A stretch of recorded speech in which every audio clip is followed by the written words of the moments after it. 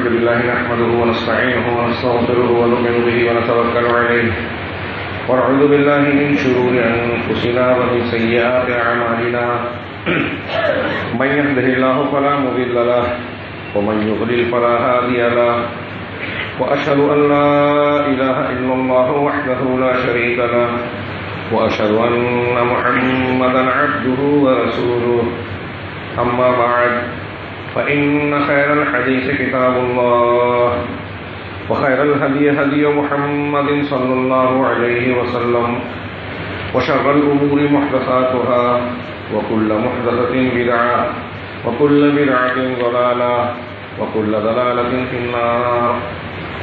أعوذ بالله من الشيطان الرجيم. بسم الله الرحمن الرحيم. يا أيها الذين آمنوا اتقوا الله ولتنظر نفس ما قدمت لغد واتقوا الله إن الله خبير بما تعملون ولا تكونوا كالذين نسوا الله فأنساهم أنفسهم أولئك هم الفاسقون لا يستوي أصحاب النار وأصحاب الجنة أصحاب الجنة هم الفائزون.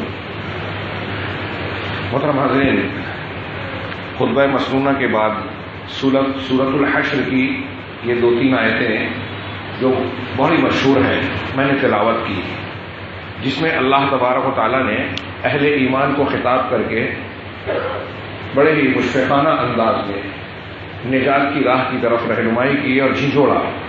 یا ایھا الذین آمنو، اے ایمان والو، یعنی آگے جو بات کہی جا رہی ہے وہ ہمارے ایمان کا تقاضا ہے کہ اگر ہم مومن ہیں، ایمان والے ہیں، تو ہمارے آگے کی جو بات ہے اس کو ملحوظ رکھنا چاہیے، ہماری زندگی میں سامنے ہونا چاہیے.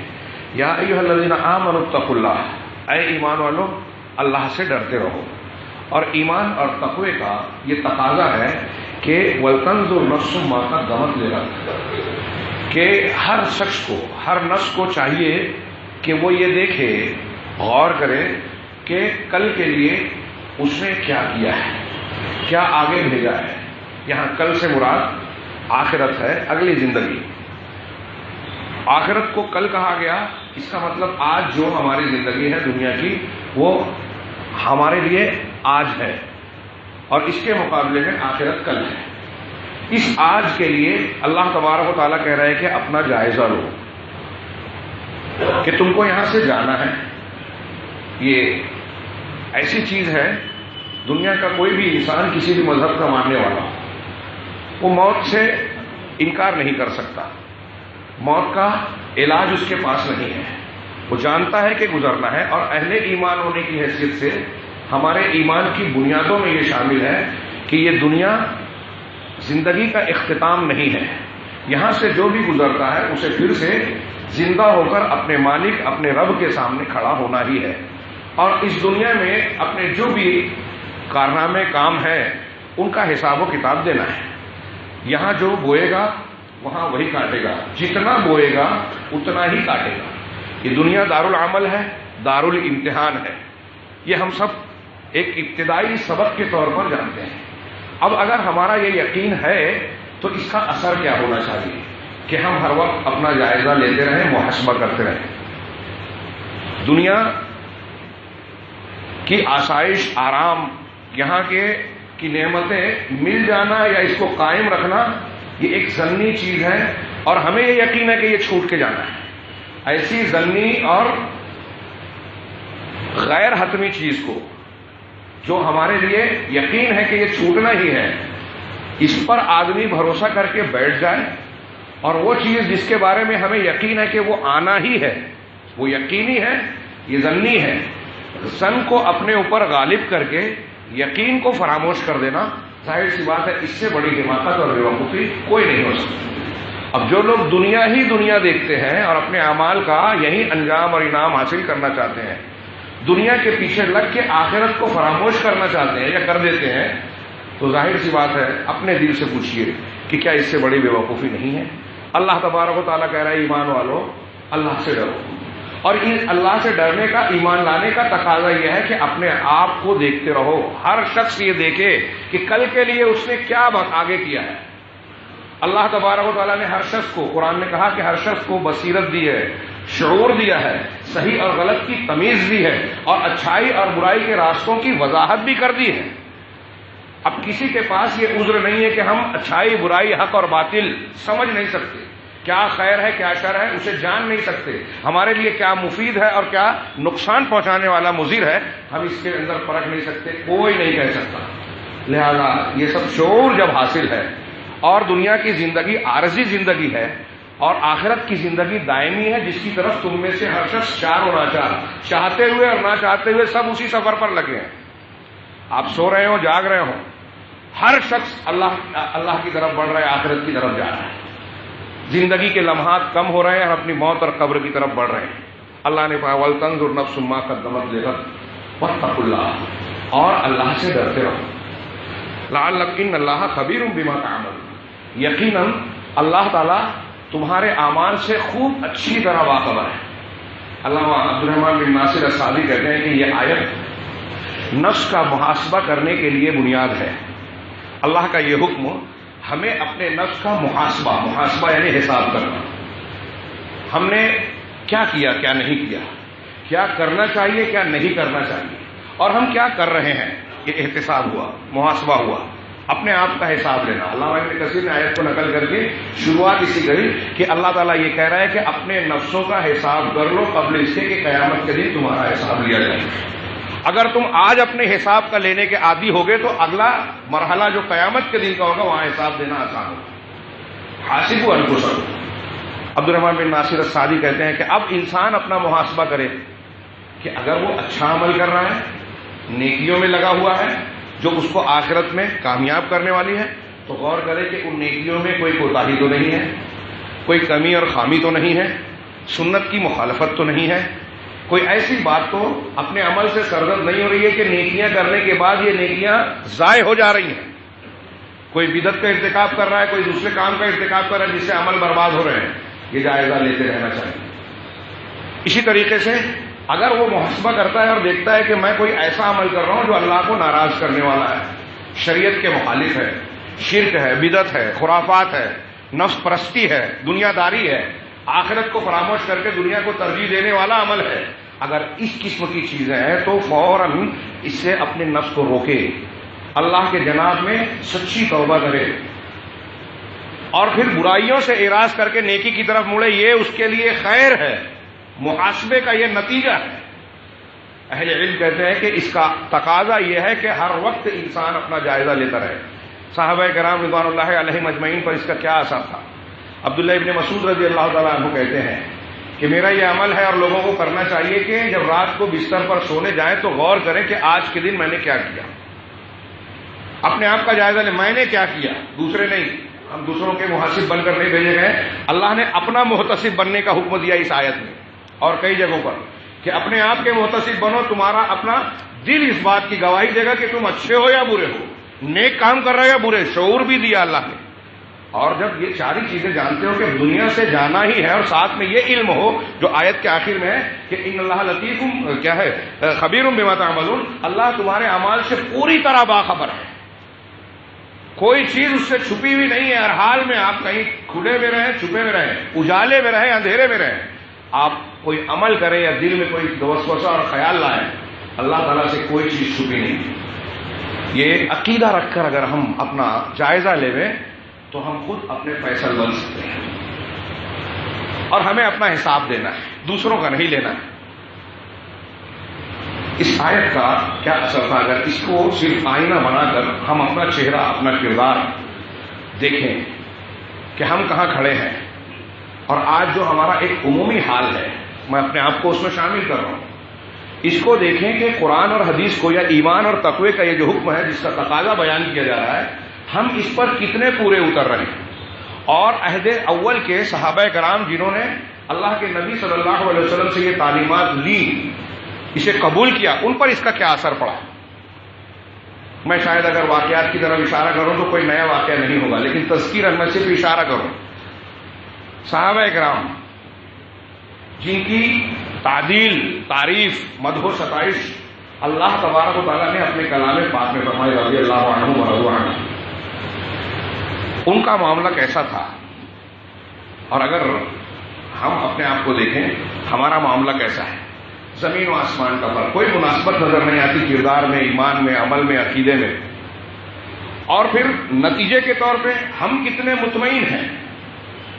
ہمارا مزاج یہ ہے کہ ہم گناہ اور غلطی اگر کرتے ہیں تو اس کے لیے عذر تلاش کر کے اپنے آپ کو صحیح ٹھہرانے کی کوشش کرتے ہیں. کوئی بھی معاملہ ہو, دنیا کا ہو, آخرت کا ہو, آپسی معاملات کا ہو, لین دین کا ہو, اگر ہم نے حرام کام بھی کیا ہے اور مانتے ہیں جانتے ہیں کہ رہا تو اس کا بھی عذر ہے کہ ہم نے اس وجہ سے کیا, فلاں کی وجہ سے کیا. ہماری غلطیاں بھی عذر رکھتی ہیں, ہم اپنے آپ کو تسلی دیتے ہیں. ہمیشہ ایک بات دماغ میں رکھیے کہ ہم اپنے کارناموں کو اگر یاد رکھیں گے, کچھ اچھائیاں اگر ہم سے ہو گئی ہیں اس کو یاد رکھیں گے, برائیوں کو بھلا دیں گے, تو اس سے خود پسندی, عجب, تکبر, غرور کا اصلی معنی اپنے آپ کو دھوکہ دینا, دھوکے میں پڑنا, یہ پیدا ہوگا. میں نے تو یہ کام کیا, میں نے تو یہ کام کیا, اس میں تکبر آتا ہے اور آئندہ عمل کم ہو جاتا ہے, سلسلہ منقطع ہو جاتا ہے. آدمی اپنے آپ کو تسلی دیتا ہے کہ میں بہت نیک ہوں, میں نے خواب دیکھ لیا, جنت میں اپنا گھر دیکھ لیا, مجھے خواب میں فلاں کی بشارت ہو گئی. دینی اعتبار سے, دنیاوی اعتبار سے بھی اگر ہمارا مزاج یہی ہے, جیسا کہ ہم آج دیکھتے ہیں سماج اور معاشرے میں اکثر لوگ میں کی رٹ لگائے رہتے ہیں, میں نے یہ کیا, میرے اندر یہ خوبی ہے, اور دوسروں کی ٹوہ اور دوسروں کی خامیاں بیان کرتے ہیں. اگر کسی کی تعریف ان کے سامنے کی جائے تو اس کی برائی نکال کر اپنے آپ کو تسلی دیتا ہے کہ میں اس سے بہتر ہوں. یہ ہمارا مزاج ہے. اپنے کارناموں کو یاد رکھیں گے, نیکیوں کو, تو خود پسندی آئے گی, تکبر آئے گا, اور عمل پر بھی اثر پڑے گا کہ آدمی عمل سے غافل ہو جائے گا. اور اگر اپنے گناہوں کو یاد رکھیں گے, نیکیاں کر کے ہم بھول گئے اور بھول جانا چاہیے, اور برائیوں کو اگر ہم نے اپنے بھلا دیا, برائیوں کو اگر یاد رکھا کہ مجھ سے یہ غلطی ہوئی ہے, میں نے فلاں وقت 2 سال 4 سال پہلے, ابھی فلاں, کل پرسوں میں نے یہ گناہ اور غلطی کی ہے جس سے اللہ ناراض ہو سکتا ہے.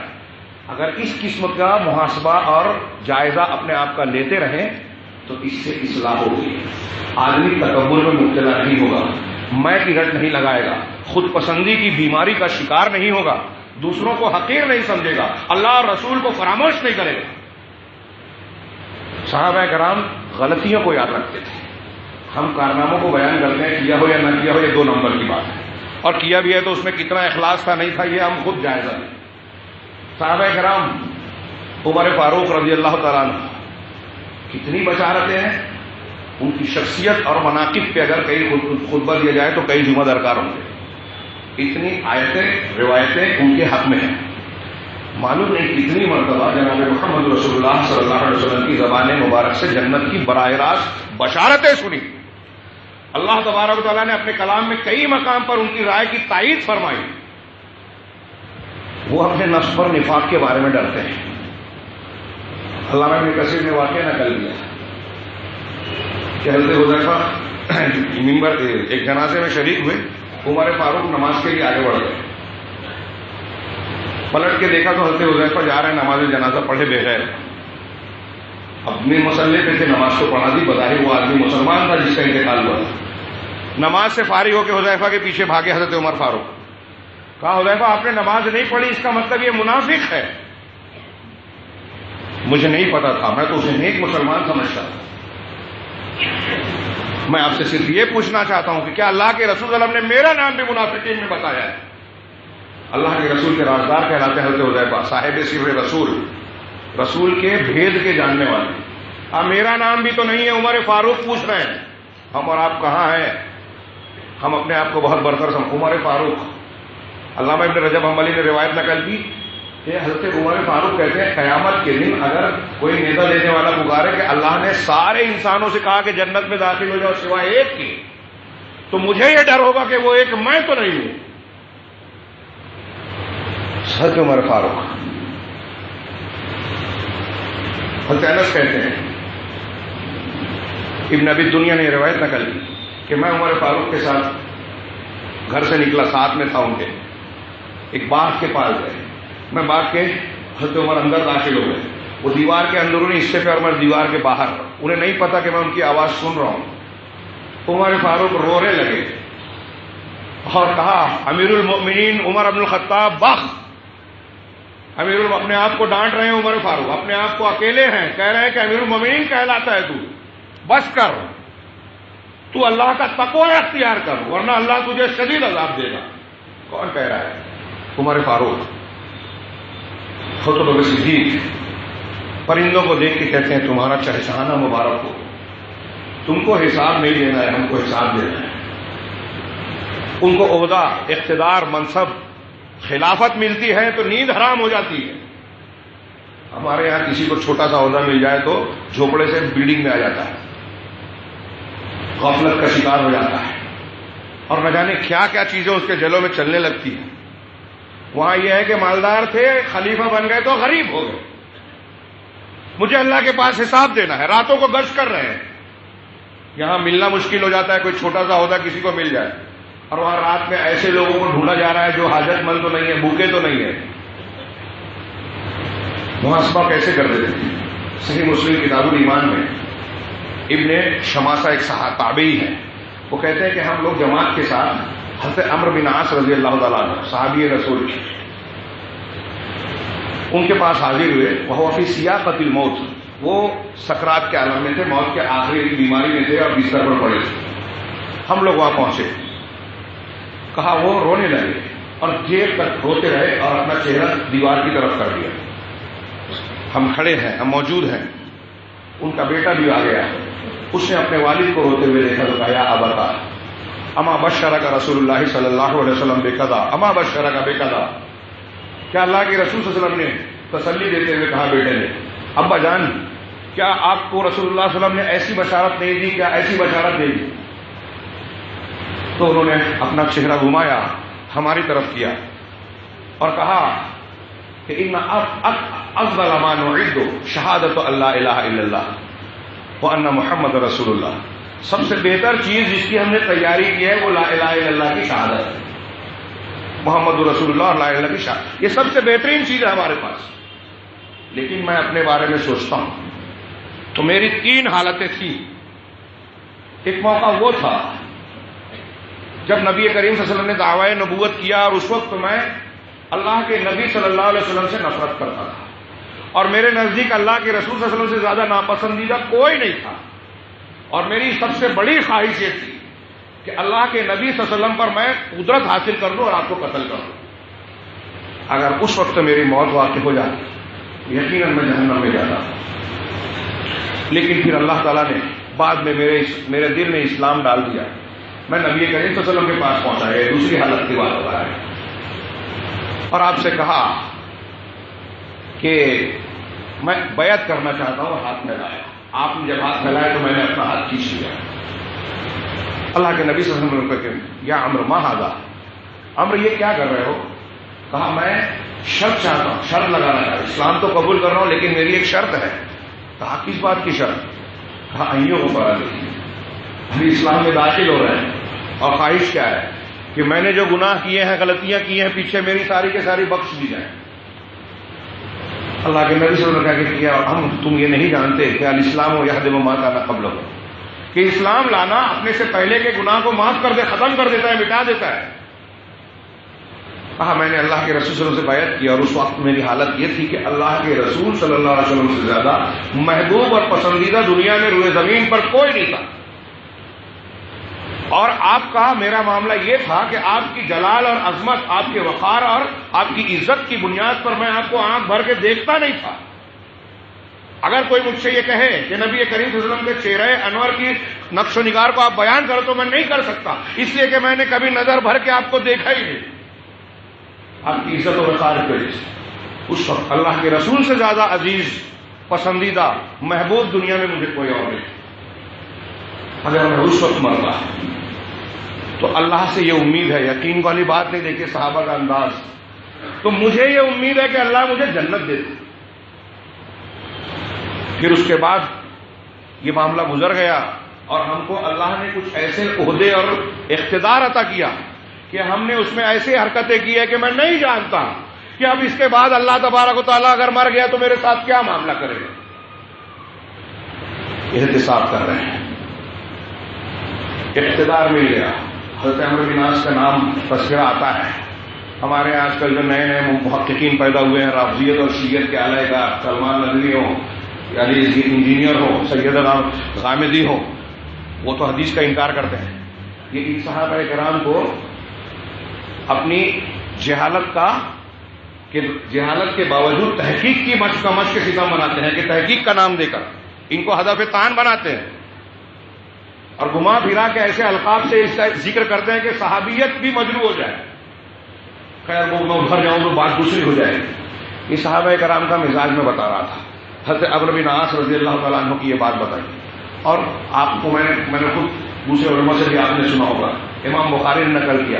ابن ابی ملیکہ رحمہ اللہ فرماتے ہیں، بہت بڑے تابعی ہیں، کہ ادرکت 30 من اصحاب رسول اللہ صلی اللہ علیہ وسلم، میں نے اللہ کے نبی صلی اللہ علیہ وسلم کے صحابہ میں سے 30 صحابہ کرام کو پایا، کلہم یخاف النفاق علی نفسہ، ہر صحابی اپنے نفس پر نفاق کا خوف رکھتا تھا کہ کہیں میرے اندر نفاق تو نہیں آ گیا. صحابہ کرام کی بات بتا رہا ہوں، جو میں نے تمہید میں ذکر کیا وہ دھیان رکھیے کہ ہم کارنامے اچھے کام کیے نہیں کیے، اپنی اچھائیاں بیان کرتے ہیں، میں کے قصیدے پڑھتے ہیں. صحابہ کرام کو بشارتیں ملی ہیں، اللہ تعالیٰ نے تعریف فرمائی ہے، وہ ڈر رہے ہیں کہ میرے دل میں نفاق تو نہیں آ گیا، میں راہ راست سے ہٹ تو نہیں گیا، اللہ تبارک و تعالیٰ کے غضب کا مستحق تو نہیں بن گیا. 30 صحابہ کرام.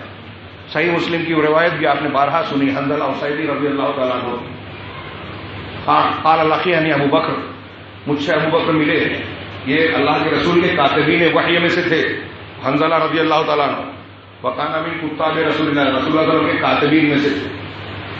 ابو بکر صدیق راستے میں ملے، یہ گھبرائے ہوئے جا رہے تھے.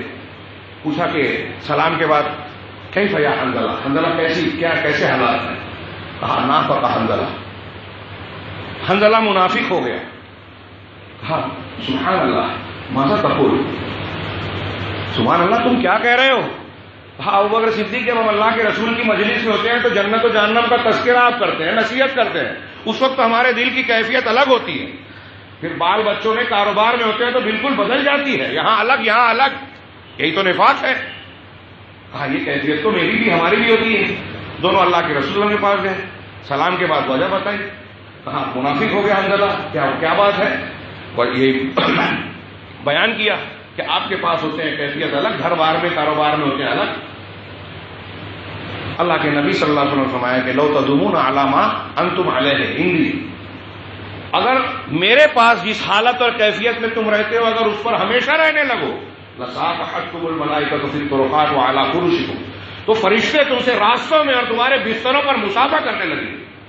ولکن ساعۃ وساعۃ یا حنظلہ، اے حنظلہ الگ الگ وقت کی الگ الگ کیفیت ہوتی ہے. 3 مرتبہ کہا، یہ گویا انسانی کیفیت. یہ نفاق نہیں ہے کہ آپ کی ذہنی نفسیاتی کیفیت تبدیل ہوتی ہے. حالانکہ ابھی مسجد میں ہم جمعہ پڑھنے آئے ہیں، کیفیت الگ ہوتی ہے، اثر سے بدل جاتی ہے، لیکن نماز چھوڑ دینا یہ کا معاف نہیں ہے.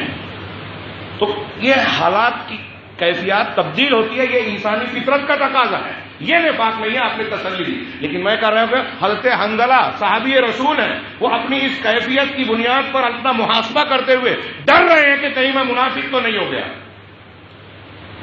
کچھ واقعات اور تھے لیکن وقت اجازت نہیں دیتا. صحابہ کرام کا یہ مزاج دیکھیے کہ نیکیاں، جنت کی بشارتیں، اللہ تعالیٰ کے اللہ رسول سے مختلف قسم کی خوشخبریاں سننے کے بعد ڈر رہے ہیں. اور ہمارا مزاج کیا ہے؟ تھوڑا سا کام کیا، اخبار میں، واٹس ایپ پہ، دنیا کی چیزوں پہ ہمارا اشتہار آ رہا ہے، ہم نے یہ کارنامہ انجام دیا، فلاں نے یہ کیا، ناموں کی کھوڑ لگی ہوئی ہے، اس کا خرچ اس نے دیا، اس کا پیسہ اس نے دیا. گھروں میں فاقے ہو رہے ہیں، ان کو پوچھنے والا نہیں ہے اس لیے کہ وہاں نام نہیں ہے. غور کریں، اپنا محاسبہ کریں. اللہ تبارک و تعالیٰ نے کہا وَلَا تَكُونُوا كَالَّذِينَ نَسُوا اللَّهَ فَأَنسَاهُمْ أَنفُسَهُمْ، ان لوگوں کی طرح نہ ہو جاؤ، اپنا جائزہ لیتے رہو، محاسبہ کرتے رہو. محاسبے کی وہ روایتیں آپ سنتے رہتے ہیں، القیس من دان نفسہ، کہ عقل مند وہ ہے جس نے اپنے نفس کا محاسبہ کیا، وعمل لما بعد الموت، اور موت کے بعد کے لیے ایک عمل کیا. اب جائزہ لیجیے ہم جو کر رہے ہیں آج، دوسروں کا مت دیکھیے. ہر شخص جو یہاں بیٹھا ہے سن رہا ہے، جہاں آواز جائے میری، یہ سننے کے بعد غور کرے کہ ہم موت کے بعد کے لیے کام کر رہے ہیں یا موت سے پہلے کے لیے کر رہے ہیں. اللہ کے یہاں فائدہ ہونے والا ہے ہمارے کردار کا، ہمارے اعمال کا، ہمارے خیالات کا، یا نقصان؟ میری باتوں کو کوئی یہ تذکرہ نہ کرے کہ میں فلاں اور فلاں کو بول رہا ہوں، میں اپنے آپ کو بول رہا ہوں. ہر شخص اپنا جائزہ لے، محاسبہ کرے. الکیس من دان نفسہ وعمل لما بعدہ والعاجز من اتبع نفسہ ہواہ وتمنى علی اللہ. پاگل، بیوقوف، عاجز وہ آدمی ہے جو اپنے آپ کو اپنی خواہشات نفس کے پیچھے لگا دے ہوئے اور اللہ پر تمنا کرتے رہے، ارے اللہ تو مجھے معاف کر دے گا، جنت دے دے گا. یہ بیوقوفی ہے، یہ منافقین کا عمل ہے. اللہ تعالیٰ نے آگے کہا وَلَا تَكُونُوا كَالَّذِينَ نَسُوا اللَّهَ، ان لوگوں کی طرح نہ ہو جاؤ جنہوں نے اللہ کو بھلا دیا. فَأَنسَاهُمْ أَنفُسَهُمْ، جب اللہ کو انہوں نے بلایا تو نتیجے میں اللہ نے انہیں ایسا بلایا کہ خود انہوں نے اپنے نفس کو فراموش کر اپنے آپ کو بلا دیا. کیا مطلب؟ اللہ کو بلایا تو اللہ نے ان کو ان کے نفسوں کو فراموش کرا دیا، بلا دیا. یعنی جب ہم نے اللہ کو یاد نہیں رکھا، ذکر نہیں کیا، اس کی شریعت، اس کے دین، اس کے ذکر، اس کے تقاضے اور حقوق کا خیال نہیں رکھا، تو اللہ نے ایسا کر دیا کہ ہم خود اپنے فائدے اور نقصان میں تمیز نہیں کر رہے ہیں. سمجھ میں نہیں آ رہا ہے ہم کو. ہم کرتے ہیں اپنے نقصان کے کام اور سمجھتے ہیں کہ بڑا تیر مار رہے ہیں. عام بات ہے، کامن بات ہے. نسوا اللہ فنسیہم. اللہ تبارک و تعالیٰ نے منافقین کا ذکر کرتے ہوئے سورۃ توبہ میں کہا المنافقون والمنافقات، منافق مرد اور عورتیں بعضهم من بعض سے جب نفاق میں اکٹھا ہیں تو ایک دوسرے کے مددگار ہیں. عقیدے اور منہج کی بنیاد پہ مدد ہوتی ہے. ہم مسلمانوں میں نہ ہو الگ بات ہے. یأمرون بالمنکر وینہون عن المعروف، یہ الٹا کام مسلمانوں کے برخلاف کہ منکر کا، برائی کا حکم دیتے ہیں منافقین اور نیکی کا سے روکتے ہیں. آج ہمارے یہاں سماج اور معاشرے میں ہم لوگ سمجھتے ہیں کہ بہت اچھے کام کرتے ہیں. جب بھی ہم کسی کو ورگلاتے ہیں کسی کے خلاف، اس کو برا بھلا بولو، اس کے خلاف لکھو، اس کی عزت کو اچھالو، تو ہم برائی کا حکم دے رہے ہیں. اور ہم جائزہ لیں اپنا کہ روزمرہ کی زندگی میں ہم سماج اور معاشرے میں ایسا کتنا کر رہے ہیں. دوسروں کی دنیا کے لیے اپنی آخرت برباد کرنا اسی کو کہتے ہیں. اور یہ بہت عام بات ہے. آج الیکشن کا پیریڈ ہمارے یہاں مثال کے طور پہ، غور کیجیے اس میں کون صحیح کون غلط ہے، کس کو ووٹ دینا کس کو ووٹ نہیں دینا، یہ بحث ہماری ہے ہی نہیں. میں یہ کہنا چاہتا ہوں، اور یہ کوئی آج پہلی مرتبہ نہیں کہہ رہا ہوں، بارہا کہا کہ ہمارے سماج اور معاشرے میں گلیوں میں آپ ایک راؤنڈ لگائیے اور دیکھیے کہ جو لوگ اس الیکشن میں کسی کے جیتنے، کسی کے ہارنے، کسی کی مخالفت اور کسی کی موافقت میں جو تن من دھن سے لگے ہوئے ہیں، کیا یہ دینی مزاج لگتا ہے؟ یہ آخرت میں فائدے مند ہے؟ اپنے اوقات، اپنی زندگی کے لمحات کا یہ صحیح استعمال ہے؟ اور جس جذبے کا وہ اپنے لیڈر کے لیے، اپنی خواہش کے لیے، وہ چاہے جس بنیاد پر کوئی دنیا کا فائدہ انہیں مل رہا ہے، کل ان کا کام نکلنے والا ہے، فلاں اور فلاں احسان ہے ان کا، سب کچھ. تھوڑی دیر کے لیے میں اشارہ کروں کہ ہم پر اللہ تعالیٰ کا جو احسان ہے اس کا کوئی مقابلہ کر سکتا ہے؟ ایک انسان غور کرے اللہ کو یاد رکھنے کا جو یہاں ذکر کیا گیا ہے کہ اللہ کو انہوں نے بلا دیا، اللہ کا ذکر نہیں کرتے، اس کا حقوق اور اس کے احسانات کو فراموش کر دیا، اس کی نشانیوں میں غور و فکر نہیں کرتے. اگر غور کریں گے تو کبھی اللہ کو نہیں بھولیں گے، اور اللہ کو جب نہیں بھولیں گے تو نافرمانی نہیں کریں گے، وہ کام کریں گے، اللہ سے شرم آئے گی گناہ کرتے ہوئے. اب ہم نے دنیا کی بنیاد پر ہمارے جو نوجوان، بوڑھے، بچے جو بھی لگے ہیں الیکشن کے مہم میں، جس طریقے سے لگے رہتے ہیں، دن رات ایک کر دینا، کہاں سے ہم کو ووٹ نکالنی ہے، کس چیز سے بچنا ہے، کون سی چیز ہم کو جیتنے میں فائدہ دے گی، ہارنے سے بچائے گی. تھوڑی دیر کے لیے غور کیجیے. دماغ لگاتے ہیں، صلاحیتیں لگاتے ہیں، وقت دیتے ہیں، محنت کرتے ہیں، اور ہمارے موافق جس کی ہم موافقت کر رہے ہیں، اگر کوئی اس کا مخالف ہے تو اس سے لڑائی ہو جاتی ہے. یہ کون لوگ لڑتے ہیں؟ مسلمان آپس میں، دین ایک، عقیدہ ایک، مذہب ایک، سب کچھ ہے. کس بنیاد پہ؟ صرف ایک موقع پر الیکشن کی بنیاد پہ اختلاف کر دیا. اور ایک بات میں یہاں یہ بھی کہنا چاہتا ہوں کہ جو لوگ ان چیزوں میں پڑھ کر لڑائیاں جھگڑے کرتے ہیں، جب انہیں شرک، بدعت اور ان کی بات کرو تو کہتے ہیں کہ ہم ان سب میں نہیں پڑھتے، کون جھنجٹ میں پڑے، کون ان جھگڑوں میں پڑے. اللہ کے دین کے لیے اگر آپ کوئی لڑ رہا ہے تو وہ پاگل ہے ہماری نظر میں. اس کی اہمیت میں کیوں پھٹے میں ٹانگ ڈالیں، دوسروں کا معاملہ ہے، اس کا جماعت کا جھگڑا چل رہا ہے تو اس کا اور اس کا ذاتی جھگڑا ہے، کیوں ہم اس میں پڑے؟ ہم تو اس سے بھی خوش رکھیں گے اس کو بھی، لیڈر سے بھی یہی چیز ہے، دونوں کو خوش رکھ رہے ہیں دنیا دین کے معاملے میں۔ دین کے معاملے کا آپ کے نزدیک کوئی ہم اس میں نہیں پڑھتے تو کس میں پڑھتے ہیں؟ الیکشن میں۔ یہ آپ کو اجر و ثواب دے گا، اللہ کا تقرب دے گا، آخرت کی کامیابی عطا کرے گا، کیا دے گا؟ عجیب جنون ہے۔ حبیب صاحب مجھ سے کل پوچھنے لگے کہ کسی کے لیے موافقت میں روزہ رکھنا کیسا ہے کہ وہ جیت جائے وہ ہار جائے۔ میں کسی کی موافقت اور مخالفت میں نہیں بول رہا ہوں، اپنے عمل کا صرف محاسبہ کرنے کے لیے دعوت دے رہا ہوں۔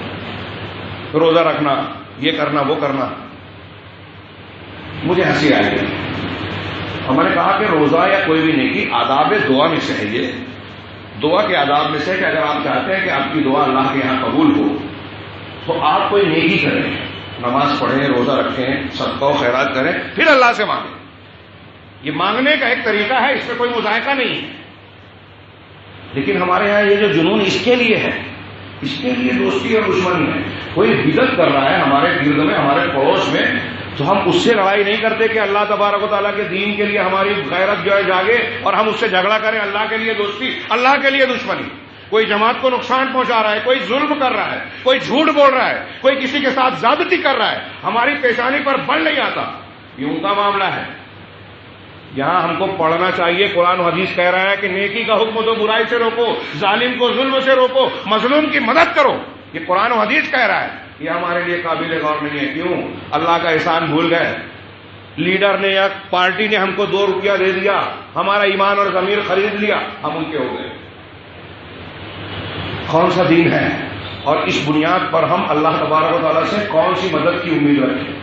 مسلمانوں کے ہمارے ذاتی اور سماجی معاشرتی امت کے جو حالات ہیں وہ کس طرح کی منصوبہ بندی اور سنجیدگی کا مطالبہ کر رہے ہیں۔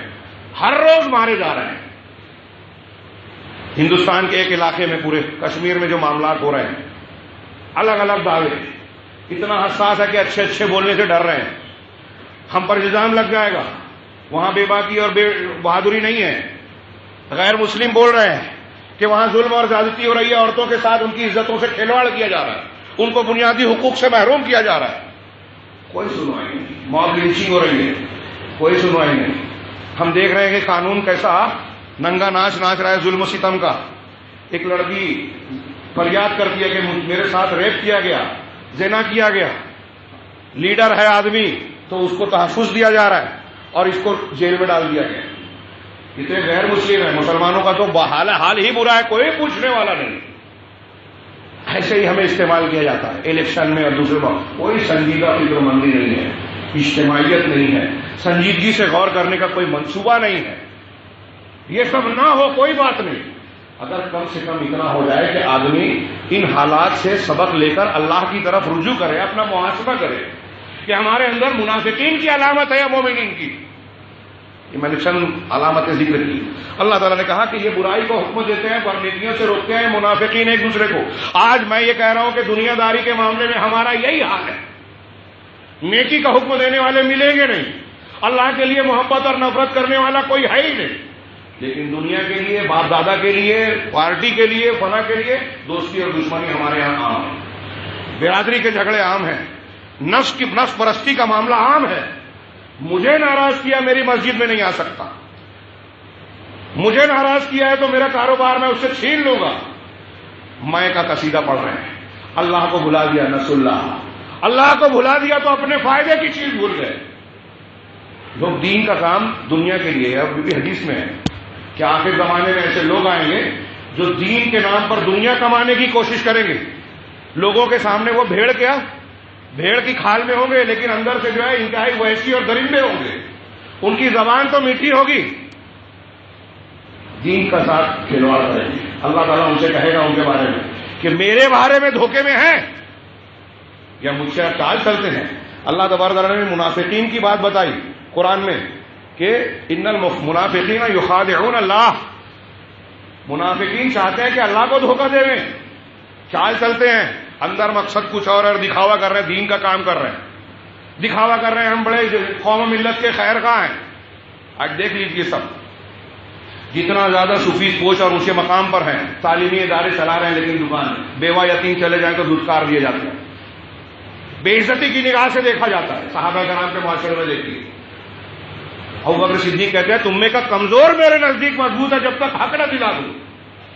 اور ہمارے یہاں اگر دولت والا ہے تو اس کی عزت ہے، وہ غلط بھی بولے تو ہم خاموش، چھوٹا آدمی صحیح بھی بولے تو مخالفت، اس کے گھر کی ایک ایک چیز کو پورے کر لوگوں کے سامنے بیان کیا جائے، بے عزت کیا جائے۔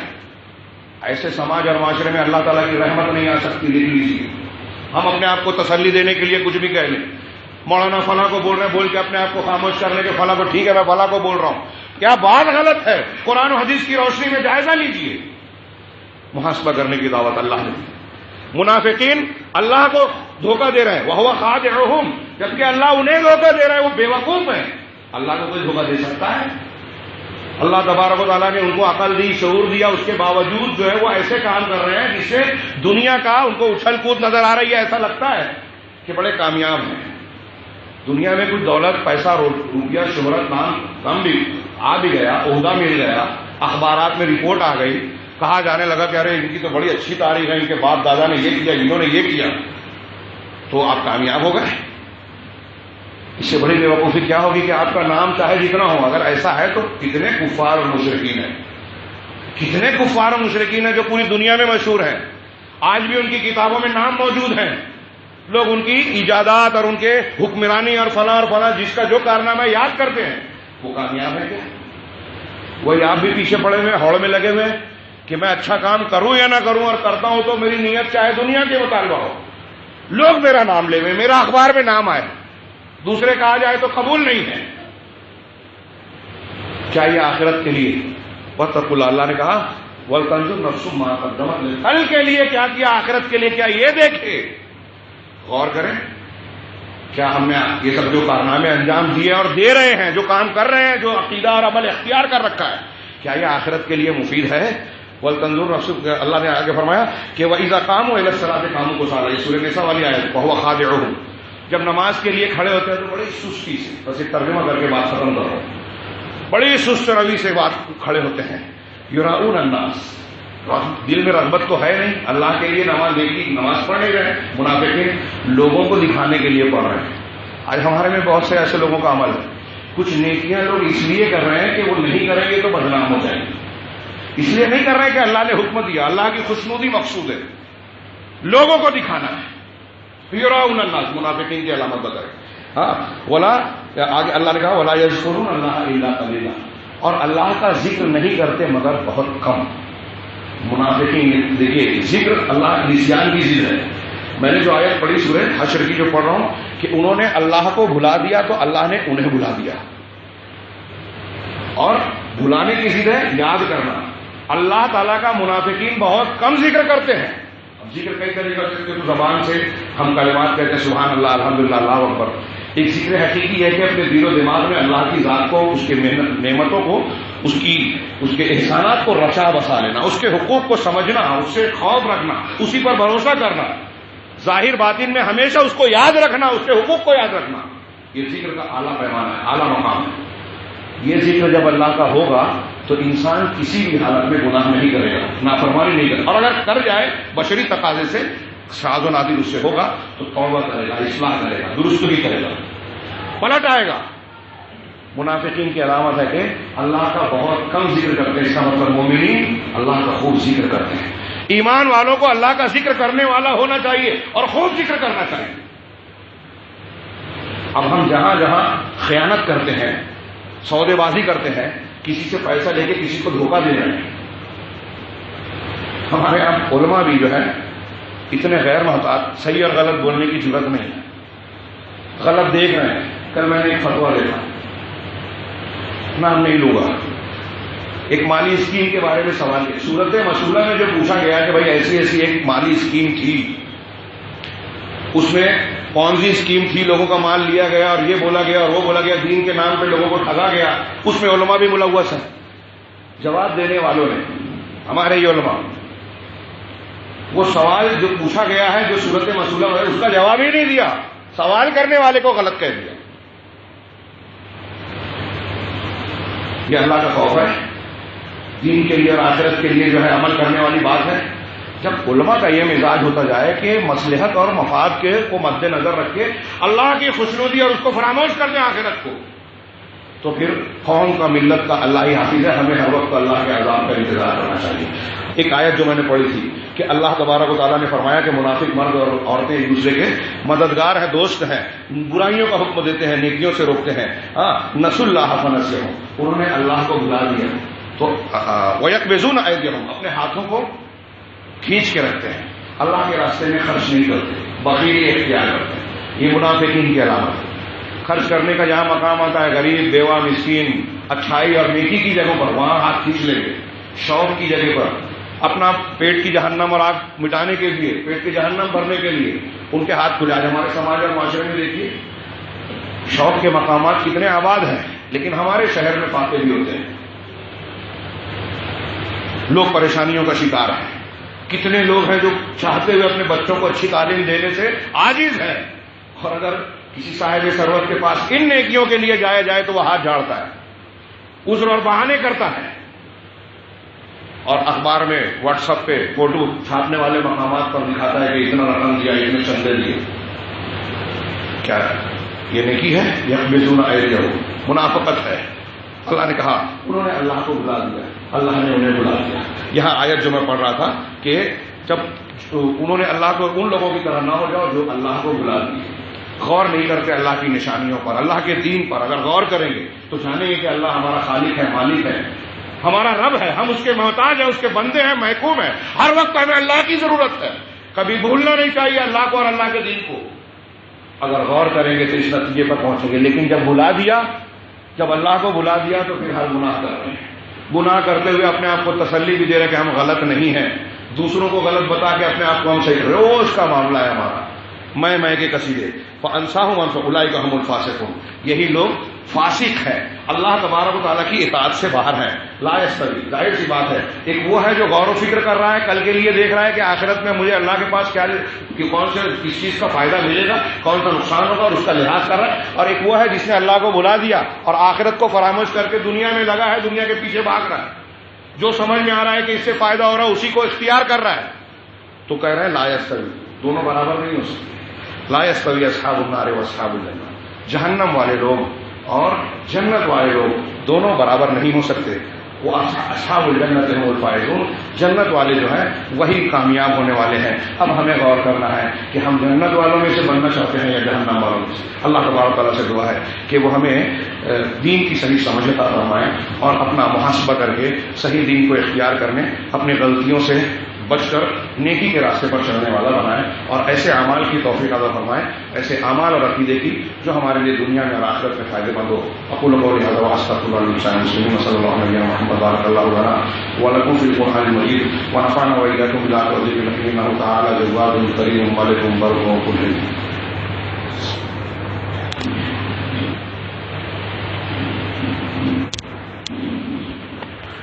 الحمد لله نحمده ونستعينه ونستغفره ونؤمن به ونتوكل عليه ونعوذ بالله من شرور أنفسنا ومن سيئات أعمالنا من يهده الله فلا مضل له ومن يضلل فلا هادي له وأشهد أن لا إله إلا الله وحده لا شريك له وأشهد أن